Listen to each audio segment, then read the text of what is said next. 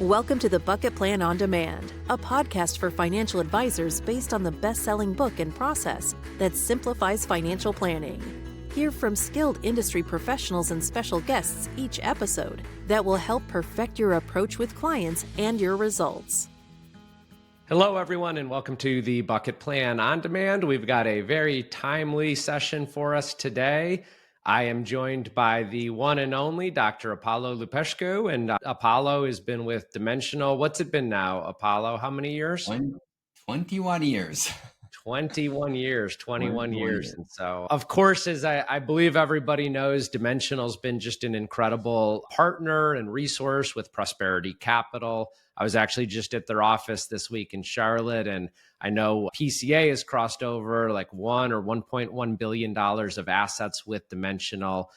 Just a very strong partner over the last 14 or 15 years. Of course, not just for the funds that they provide and the investments that they provide that we utilize with our clients, but also just for their education and the resources that they bring to us and to our advisors. And Dr. Apollo Lupescu is a huge part of that. I mean, he helps, educate us on a quarterly basis on what's going on in the markets. And then we're also fortunate enough to have him join us on timely sessions like this when there's a little more uncertainty or volatility to just help us think through how we can continue to deliver better outcomes for our clients. And so, Apollo, welcome to the podcast today.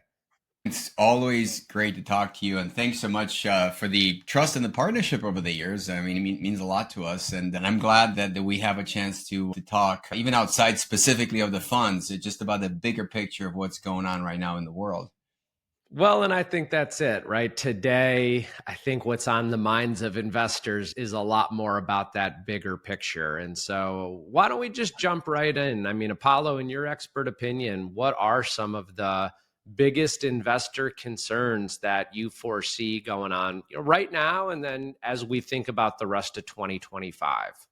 And I think it's so interesting because top of mind for the first couple of months of the year certainly has been the transition to a new administration. And I think that the concern, at least from in some parts of the country, not everywhere, but in some parts of the country, has been around the pace of change and what's going on in Washington, D.C. And to some degree, at the beginning of the year, there was some excitement perhaps around deregulation, lower taxes, and a better business environment. And what we've seen is instead, there has been more anxiety and concern around tariffs and how businesses will be impacted, around inflation, and how inflation could actually go up. So I guess my answer to that is that it's not universal. Like, I'm not sure that every investor has the same concern, but by and large, we have seen an increase in the anxiety around tariffs, the uncertain business environment, and I think a lot of folks are kind of waiting and seeing to see how are these waters going to calm down? Because right now, a lot of the investment decisions, a lot of the business decisions that people were really excited about towards the end of last year are now a little bit more on hold and just kind of wait and see. And with that being said, I want to draw a distinction because when we're talking about what are some of the biggest investor concerns, I do feel that investors are human beings, and there's a level of anxiety that comes from the emotions of the past few weeks. And then there's a real business implication to the markets, and the two are not the same. And what I've seen over the past few weeks is that the emotional side tends to overpower a bit the pragmatic look at what's the impact on the markets. And again, not across all investors. And I think that's something to watch out for, the sentiment that would be out there based on what's going on and how will that change. But as of now, the markets are relatively flat for the year. And it's also fascinating that when you look at investors, the way we've been talking about it, it's not just about the US market, but it's rather a global marketplace. And from a global perspective, even the countries that we are targeting right now with some of these, they're actually doing a lot better than the US. Mexico is positive. I think China through the beginning of March is up about 20%, and Canada's flat. I think it's even outperforming us a little bit. So again, they're investor concerns, but keep in mind that some of these are things that companies can work out, and the emotions tend to be more powerful than the actual impact that some of these policies will have on companies and investors. Yeah, that's a great point. I mean, I can think of at least 4 or 5 clients just in the last week that have sent messages saying like, "Hey, Dave, is it time to reduce our exposure to US and move more to international or emerging markets and gain some of that global diversification?" And I think it's an opportunity to step back and even educate them a little bit about how they're allocated today, because a lot of our portfolios, yeah, they certainly have a US bias. They're probably, 70 to 80% US, maybe 20 to 30% international. And then it's also important to even take a step back and say, well, even of the US, so many of these companies are giant multinational companies that, gain some global diversification just through the fact that they're doing business all around the world. But, how would you kind of approach that conversation? And are there any like particular sectors or asset classes that you believe may present unique opportunities or risks in 2025 that advisors should pay attention to? And like, how would you, position some of your response to clients who are asking about maybe starting to make a shift or trying to, reallocate money overseas or international or out of the United States based on what's going on? Right. And I think you and I, on all these podcasts and conversations that we've had, one of the things that we've advocated for years, even at times when the US was quite significantly outperforming international markets, is still have a component of the allocation in international, just in case. And this is actually a good reminder, that not to pat ourselves on the back, but it was a good idea, and it continues to be a good idea. And the reallocation, in my opinion, ought to be based on some level of planning. And it has to be based on a process like rebalancing, that as we see some of these markets shift, some of this will be automatically done by the markets. If the US drops in value, internationally picks up, then the percentage of international in the portfolio will naturally increase. So there is an element of rebalancing, and I would say that's really important. Now, if you make these moves based on a forecast or a belief that one market's going to do better than another, I'm not sure that's the right decision. I would still stick to a plan and something that's more systematic. But he asked a question about any asset classes or sectors that might present opportunities or risks. And the one that comes to mind, both as an opportunity as well as a risk, is around tech stocks and AI. Because over the past few years, we have seen particularly tech stocks and AI really have outstanding performance. You look at NVIDIA, you look at Apple, you look at a lot of other stocks that have done tremendously well in this area of AI and technology.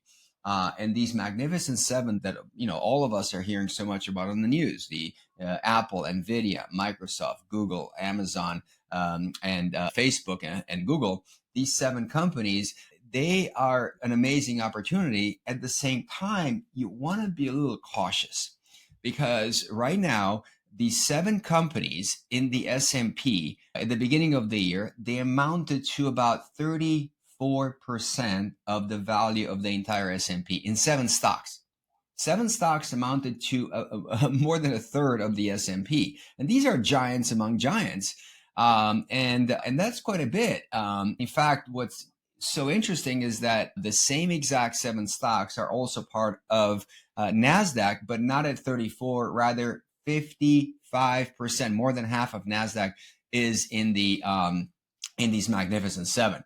So I think that what's interesting about this is that if you solely invest your money in the US, whether it's S&P or NASDAQ, a great deal of the money will be invested in these 7 stocks. And if you have a global perspective to investing, the same exact 7 stocks would be in, like, let's say, in an MSCI index, but instead of 34 or 55, only at about 19%. So to me, I think that's kind of what's interesting is that the risk is that you are overly invested in these large tech stocks, And the party might not go on forever. It might or it might not. And just to ensure that you're not overly exposed, I think having that more global approach is a way to mitigate this uncertainty about specifically these 7 stocks, which are so dominant in the US market. And we're seeing it this year. I mean, this year, you look at NVIDIA and is down quite a bit. And the other chip company the last year was down so much and it was almost written off, Intel. Well, this year is flying high. It's like, it's up way significantly more on the positive side than even NVIDIA is down on the negative side. So it is a useful reminder that this concentration in a handful of stocks can make you a lot of money. It also can be damaging to your portfolio if it's over concentrated. Yeah, and it continues to, I guess, reinforce also what you just shared there. I mean, just the natural importance of rebalancing in a portfolio, because we all know now we've seen a bit of a tech pullback. And so if there's any time to, potentially look at rebalancing, you might benefit if AI continues to soar. I mean, we all know it's somewhat of a kind of a national importance and of course pretty important in the global world as well. So I think that naturally has a positive impact. Let's talk about inflation. I mean, we all know that's been a pretty major concern in the recent years. What's your expectation for the impact of kind of inflation on investment portfolios in 2025? How should advisors plan accordingly? And, what should we be communicating with our clients related to, some of the concerns or fears that inflation's going to kind of reverse back up and pick up, and tariffs are going to cause more inflation, and that's going to wreak havoc on the market? Yeah. And so there are two interesting things here. The tariffs, the way that they operate at a very functional level, is that there's a foreign producer. Let's just make it easier. Let's just maple syrup in Canada. So there's somebody making maple syrup in Canada, and just to use a company's name, let's just call it Costco. They go to that producer. They say, I'd like to buy your bucket of maple syrup. And let's say the producer says, I'll sell it to you for $20. Great. I'll buy it for $20. And then Costco basically takes it, puts it on the shelf, but they need to add a margin so they can pay employees and electricity and so forth. So they add, let's say, another $4, and you pick it up at the store for $24. So that's kind of how it works in the world with no tariffs. Now, let's say there's a 25% tariff. What does it mean? Well, what it means is that when Costco goes to the producer and says, I'd like to buy it, Costco now, as the importing company and bringing in the product, is responsible for paying 25% of the value of that bucket to the government, to the federal government. So Costco has to come up with $5 to pay to the government. Well, where is that money going to come from? They can go to the producer and say, why don't you accept a lower price so I don't have to change my price on the shelf? And if most of the maple syrup comes from Canada, chances are they're going to say no. What else are you going to do? And it's possible that Costco might take a hit on their profits and their margins, but it's also very likely that you're going to have this cost, this additional tax, the tariff, being passed on to consumers. And that's why you're hearing so much about tariffs being a possible cause for inflation. But what's interesting about this is two things. One is that how that tax is split between producers, the importers, and the consumers depends a lot on the product. In the case of maple syrup, as most of it is made in Canada, it's going to be hard for Costco to negotiate. So it's quite possible that a large chunk of the tax would be passed on to consumers. And now you see the shelf price for this maple syrup jumping to 29, for example, the 24 before plus the 5 that they have to collect and now pass to the government. When the washing machines got a 20% tariff during the first Trump administration, turns out that about 12% of that 20 was passed on to consumers, and then the rest was split between producers and the retailers and the importers. So it's not clear. It just depends on product by product. But here's the thing that's so interesting, that when this happens, you hear about inflation. Well, inflation in a way is a sustained increase in the broad spectrum of prices in the economy.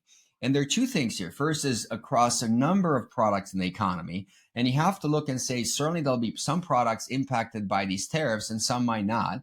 But the other big thing here is that it's a sustained increase. And what it means is that if you look at the supply chain issues, the prices kept going up just because we had money in the economy and not enough products, and it continued to stay that way for a period of time. In the case of a tariff, when the shelf price, let's say 100% of the tax is passed on to consumers, and it goes from 24 to 29, absolutely you see a bump in inflation. But once it hit 29, there's no reason to believe that it's going to continue to grow continuously for a longer time. In other words, tariffs kind of change the floor, change the base price from here to here, from whatever level it was to the new level. But then once you get to that level, there's not real clear evidence that the prices will continue to grow. So when it comes to inflation, it might be a one-time pop. And then after that one-time pop, the inflation will stabilize. And that's kind of one thing to consider, is that nobody expects that unless the new tariffs are going to continuously go up and be imposed. The expectation is that tariffs are going to create a pop in prices, and then they're going to stabilize. Now, what can you do as an investor? Well, it turns out that stock market historically has been a really good place to stay ahead of inflation. And conceptually, you can think about it, prices go higher. Well, who charges the higher prices? The companies that might be part of the stock market. There's data to kind of back that up. But also you have other tools as an advisor at your disposal. There are some treasury inflation protected securities, or TIPS as we know it. There are bonds on the short term that tends to adjust a lot quicker with inflation. So there are things that advisors and investors can do to protect and mitigate against inflation. But again, it's the distinction now that if tariffs are bringing inflation, that's not sure that I would call necessarily inflation as much as it changed the baseline of prices, pop it up. But then from that point on, it really continued the same rate of growth as we've seen before the tariffs, which was back in September about 2% per year. And perhaps unless nothing else changes, it's going to roughly be the same after we have that adjustment up from tariffs. Now, is it fair to say, I guess, in your opinion, though, as we're thinking about that, I know President Trump has kind of used this term, like we're going to have a detox period. It could be a little rough and a little bumpy. I mean, is that like the tariffs kind of filtering through the system? Companies are going to figure out, can we pass that full cost onto the consumer? Do we have to eat part of it? If we eat part of it, is it going to impact company earnings and earning expectations? And we've seen a lot of uncertainty that's caused some of this market volatility there. And then, kind of just piggybacking on that, I saw a statistic, and don't know if you're quite familiar with this or not, but it was something along the lines of, like, if you look at the US GDP, about 80% of it is correlated to services and not goods in the first place. And so these tariffs might not actually have as big of an impact on the US GDP that is more service-based than, goods-based. Any kind of thoughts on how all of that is impacting markets, volatility, and, as we know, it's kind of just future expectations of these companies' earnings? Yeah. So the first point, which is the detox, and maybe there we need to go through this. When you look at tariffs, historically that have had three purposes. One, going back to the beginning of the country, was revenue. 90% of the federal revenue back in the 1770s, 1780s, when the country was established, came from tariffs. It was the biggest source of revenue, 90%. Today, it's less than 2%. But revenue, to some degree, can go up for the federal government. Today, I don't believe that's really meaningful. The second is that you want to restrict other companies because you want to protect certain companies or industries, and they could be because of political reasons, that groups who get hurt, they tend to be very vocal, or there might be some strategic reasons. And the third one is kind of reciprocity. And all of these three, they're kind of being put back on the play. So when we're talking about detox, what's interesting is that reciprocity really started after World War II. And instead of reciprocity saying, well, if you're going to charge me 10% tariff, I'll charge you 10%, it kind of went the other way. For the past, I would say, about 80 years, the world has moved in a different direction, which is like, I want to sell my products in your country and you want to sell in mine. So the reciprocity meant let's open up trade. And I think the issue right now is that we have had a global economy that has benefited and has been built on the idea of free trade for about 80 years. And I'm not sure what detox means, because if you try to roll back the clock to before World War II, I'm not sure that you can put that cat back in the bag, because the way things work today, everything around us is global in nature. When you pull up your iPhone and you say, well, it's coming from China, not really. About 80 to 90% of the components that go into that iPhone come from other countries. Only about 10% come from China. It happens to be assembled there, but like the sensor for the camera comes from Japan, and the camera comes from Germany, and the memory comes from Korea, Taiwan, all these different countries. So it's kind of hard to say, are we going to put the cat back in the bag, and are we going to be able to produce everything domestically? And economists are tend to point out right now that's not likely, and it's not feasible. So the detox, I'm not exactly sure what it refers to. I don't personally believe that the world can go back to the way it was before World War II. What's more likely is that companies will try to navigate, and a year and a half from now, we have an election. And if things really go badly, it's going to be reflected in the polls. 4 years from now, we have a brand new, 3.5 years from now, we have a brand new election for president. And again, that might change the course of trade. But I'm not sure that I fully subscribe that we can put that back in the bag. I don't believe that a lot of the jobs are going to come back the way they used to be, because 90% of the jobs they got lost were not because of overseas manufacturing, but rather technology. And I think we got to be cognizant of that it's more about retraining and helping the people who might have lost their jobs. On your second question about the impact of these tariffs, all of this, some companies might benefit, some companies might get hurt. But what we've seen over and over is that the markets are incredibly good at pricing in expectations of a policy even before it gets enacted. So if you're thinking about as an investor, how is this going to impact company A, B, C, D? Trust me, everything has been considered, and it's already reflected in the price that you see today. It would be childish to believe that all of this is kind of expected and somehow the stock price hasn't adjusted. It just doesn't work that way. So everything that we know, positive or negative, about the impact of these policies is already priced in. And because of that, I don't believe that investors should make trades solely because of what they believe the impact might be, because that's already been priced in. And everything that's going to move the price from here on depends on unforeseen or unexpected events. And those unexpected events could be good or bad. And as we've seen over the past few weeks, hey, we're going to have tariffs, or maybe not. We're going to have tariffs, maybe not. So it's like, it's unexpected. And I think that's kind of the last point that I want to make. From a business perspective, I think that what companies want, and whatever industry, whatever political affiliation, they would like some certainty, because in order to make some investment decisions, in order to make some capital deployments, they want to know what to expect. And if they're not certain what to expect, they're going to say, I'm going to wait till I get some clarity.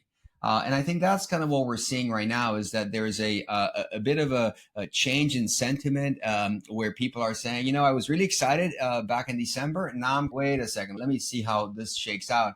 And then I'm going to make those investments. And that's, I think, the third consideration that is also priced right now in the market.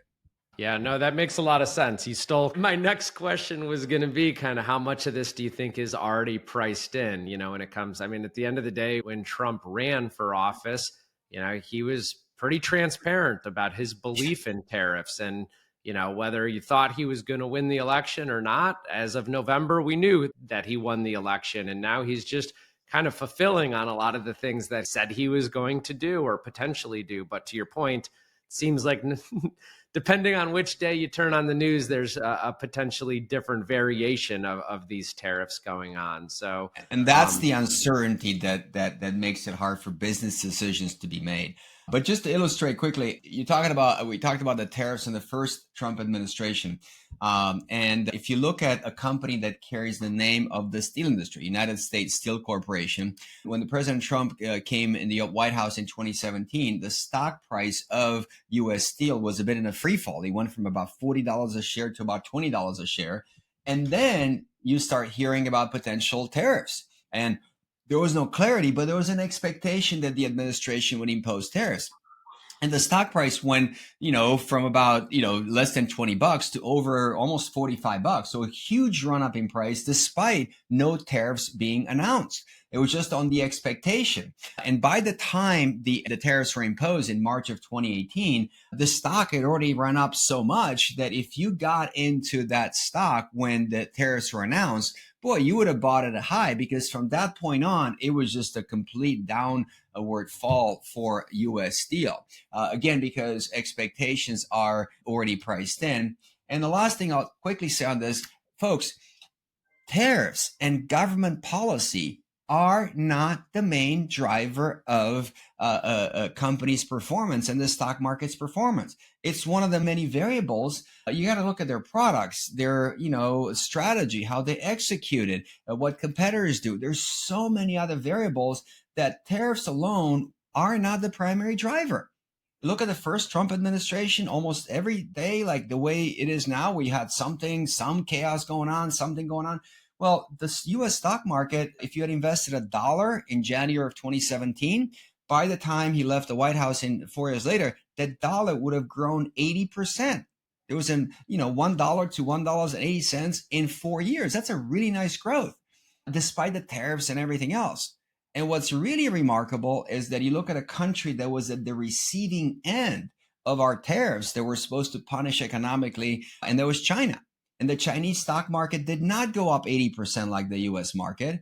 It rather went up 100%. It outperformed the U.S. market. It did better than the U.S. market, despite the tariffs. So the idea being that tariffs is one of the variables, but not the primary one. That is not the driver of the market. Yeah, no, that's great insight. And I think, just continuing to help people zoom out a little bit to your point. I mean, in Trump's first term, when we were getting into all these trade war threats, 2018, I think the market fell 5% or something, right around there.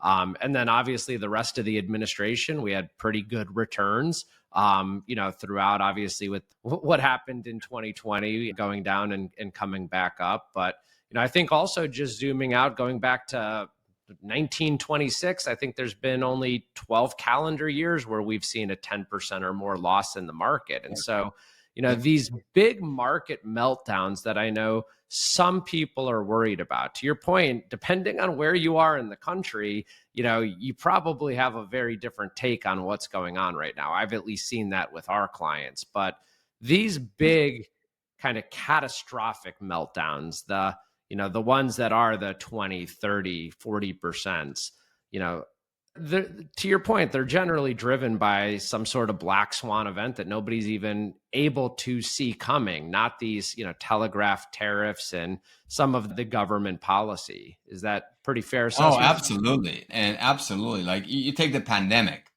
That was it's in our lifetime. How often have we seen or likely to see a global pandemic? We're all stuck at home. Nobody gets out of the house. That's crazy. If you had told somebody at the beginning of 2020 that, by the way, this year it's going to be a crazy year, it would have been, oh my gosh, this is like a black swan of the biggest of black swans ever.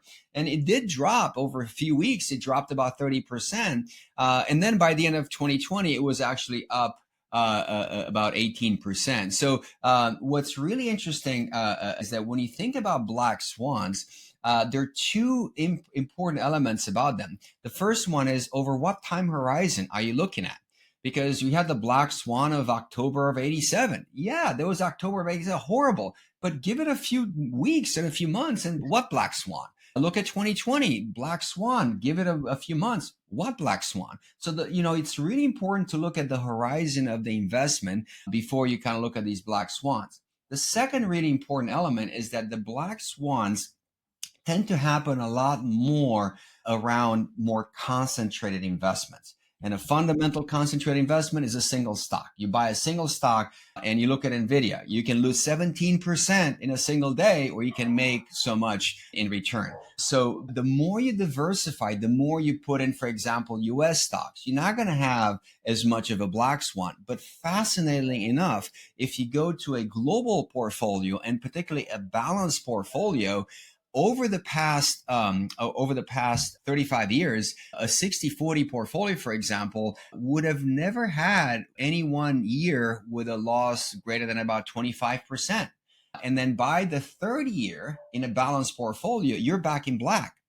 So it is important to know that the black swans happen. It just puts some perspective. If you're diversifying enough and if you give the portfolio enough time, we really have not seen super black swan events. And in the world that you could have events like World War II. Great. I mean, World War II is as black of a swan as it ever gets.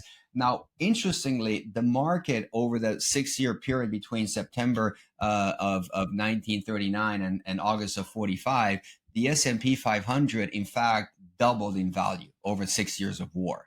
So what is a black swan? How do you quantify it? And give it some time. And what we see is that the more you diversify, the more you give the market time, the less likely it is that you'll see these outrageous results, the black swans. Yeah, absolutely. Well, I think we could all agree that it's way too premature to figure out or call what's going to happen for 2025. I mean, to your point, we're sitting here as of March, and yeah, the S&P is down about 6% year to date. But if you look over the last 12 months, it's still up about 6 or 7 or 8%. And the likelihood that the history books are already written is far from the truth. And so certainly appreciate your perspective. I guess as we close out, Apollo, and kind of as you look ahead, what's one last piece of advice you'd give our financial advisors to help their clients stay confident, stay focused on their long-term investment goals, no matter what challenges are arising?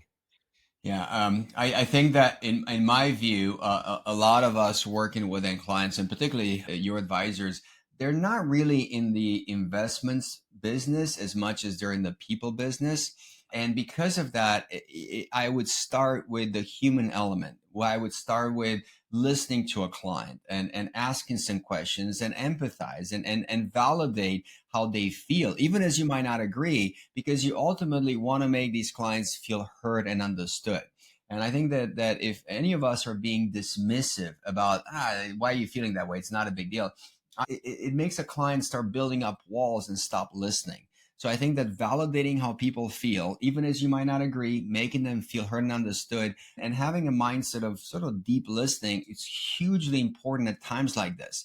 And going not to listen so you can reply and solve their problems, but more listen to understand. I really believe that's what people want right now. They just want somebody to listen to them and vent to some degree. And if you make them feel heard and understood, they're more likely to receive your logical message. So that would be one of my biggest considerations, is just listen to people and think of the human element of investing, because that's ultimately what's going to keep somebody disciplined, much more so than data. You can dump as much data as you want on people. That's not going to work if they don't really believe that you're listening to them. Awesome. Well, great advice as always. We certainly appreciate you being here, all your support. And if there's any of our advisors on this podcast that need anything, please don't hesitate to reach out to our team. Apollo, as always, it's been a pleasure. Great talking to you. Thanks so much. Thanks for tuning in to the Bucket Plan on Demand, brought to you by C2P, an organization whose purpose is to educate, train, grow, and support holistic financial advisors so families can achieve true prosperity. Subscribe today for the latest episodes and insights. Visit c2penterprises.com to learn how we can help support and enhance your advisory business. At the time of delivery and any subsequent publishing, information was deemed reliable but is subject to change by the time of listening or viewing. The contents of this piece include options and projections of C2P, are subject to change, and are for informational purposes only. The information provided in this presentation is not intended to be individual investment, tax, or legal advice.